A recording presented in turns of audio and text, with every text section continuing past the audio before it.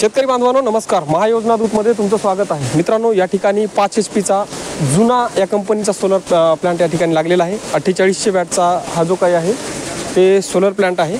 आता याच्याबद्दल आपण जाणून घेणार आहोत की यामध्ये जे आहे ते हे हालाकी कालच इन्स्टॉलेशन झालेलं आहे याचं. आता ही कंपनी कशा पद्धतीत आहे, लवकरच ही कंपनी जी आहे ते मागेल त्याला सोलार योजनेमध्येही लिस्ट होणार आहे. आणि या कंपनीचं जे काय आहे ते लिस्ट होण्या अगोदरच कशा पद्धतीत आहे याचं पूर्ण स्ट्रक्चर कसं आहे, याला मोटर कोण्या कंपनीची आहे, कंट्रोलर कोण्या कंपनीचा आहे, मोबाईलवर ऑन ऑफ होतं की नाही, हे सर्व जे काही आहे ते आपण जाणून घेणार आहोत. तत्पूर्वी तुम्ही जर महायोजना दूतवर नवीन असाल तर चॅनलला सबस्क्राईब करा आणि शेजारी जे काही बेल नोटिफिकेशन बटन आहे त्यालासुद्धा तुम्ही प्रेस करा. आता बघूया त्याचं आतल्या बाजूचं जे काही स्ट्रक्चर आहे ते कशा पद्धतीत आहे ते.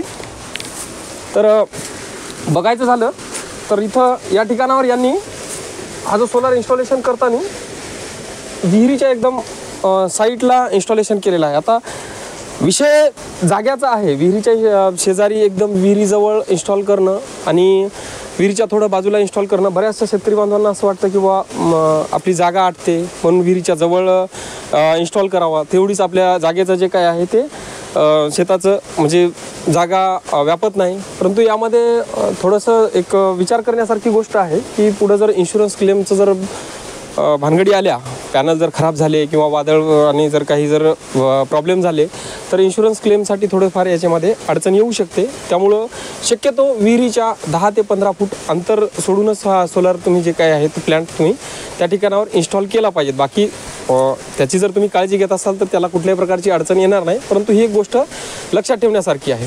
बघा, ह्या जे प्लेट आहेत तर ह्या प्लेट जे आहेत ते जुना कंपनीच्याच प्लेट त्यांनी दिलेले आहेत. एक प्लेटची जी कॅपॅसिटी आहे ते 535 वॅट एवढं पॉवर त्या ठिकाणावर त्या जनरेट करतात आणि व्होल्टेज कॅपॅसिटी आहे ते 41 व्होल्ट एवढी त्या ठिकाणी कॅपॅसिटी आहे. आणि शॉर्ट सर्किट ॲम्पियर जे आहे ते 12.83 एवढं जे आहे ते शॉर्ट सर्किट त्यांचं प्लेटचं जे काही आहे ते ॲम्पियर आहे. तर त्यामध्ये आता मोटर पंप वगैरे जर झाला आणि कंट्रोलर झालं तर हे सर्व काही आहे ते इकोझन या कंपनीचं मटेरियल त्या अंतर्गत दिलं जातं.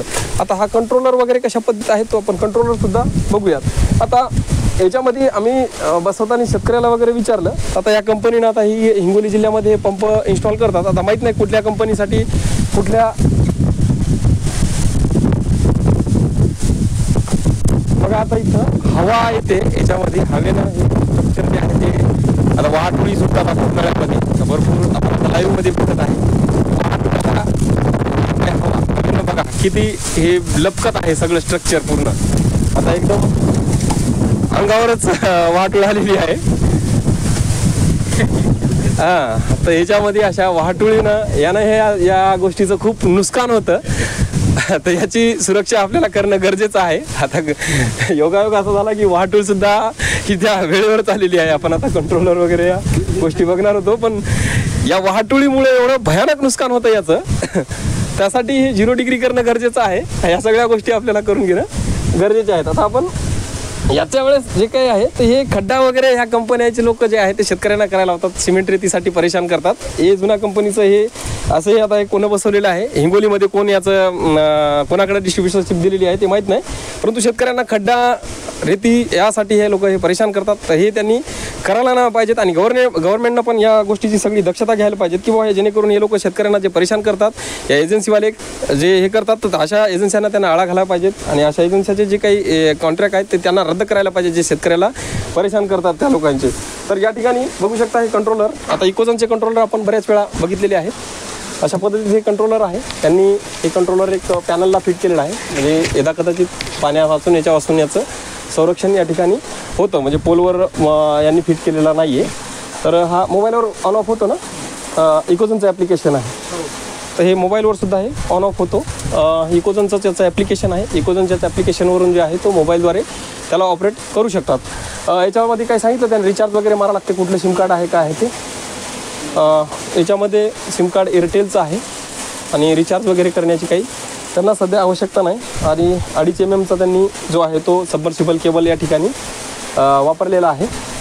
आर्यन कंपनीचा हा केबलसुद्धा त्यांनी या ठिकाणावर दिलेला आहे. आता तिकडे त्यांनी एक वीजरोधक लावलेला आहे. त्याचंसुद्धा फाउंडेशन अशा म्हणजे आपल्याला काही कोणाला डावलायचं नाही की कोणाला काही हे नाही करायचं की कोणाला प्रमोट नाही करायचं की पण करावं अशा पद्धतीने त्यांनी पूर्णपणे फाउंडेशन करायला पाहिजेत. आपण आता भरपूर कंपन्या जे बघितले आहेत की सगळं व्यवस्थित त्यांनी केलेलं आहे, परंतु त्यांनी प्रत्येक गोष्टीमध्ये एक काटकसर केल्यासारखं आपल्याला या ठिकाणी दिसून येतं. बाकी तुम्ही जुना कंपनीची जर निवड करत असाल तर अशाच पद्धतीत तुम्हाला हे सगळं मटेरियल वगैरे हे येणार आहेत. आता आपण याचं पाणी वगैरे पण बघूयात की कशा पद्धतीत पाणी हे पंप पाणी मारतो ते.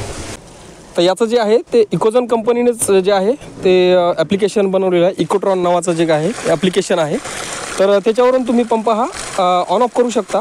याच्यामध्ये एअरटेलचं हे सिम कार्ड या ठिकाणी दाखवलेलं आहे आणि हे जे आहे तर या ठिकाणावर पूर्ण मोटरचा डाटा वगैरे येतो, पण नेटवर्कचे काही ठिकाणी जर इश्यू असतील तर त्या ठिकाणी एक काम करत नाही. तर याच्यामध्ये जे आहे ते ॲप्लिकेशनमधून आपण हा पंप जो आहे तो ऑन केलेला आहे आणि एक अशा पद्धतीत हे जो आहे तो पाणी त्या ठिकाणी मारतं. ही 63 mm ची डिलिव्हरी आहे.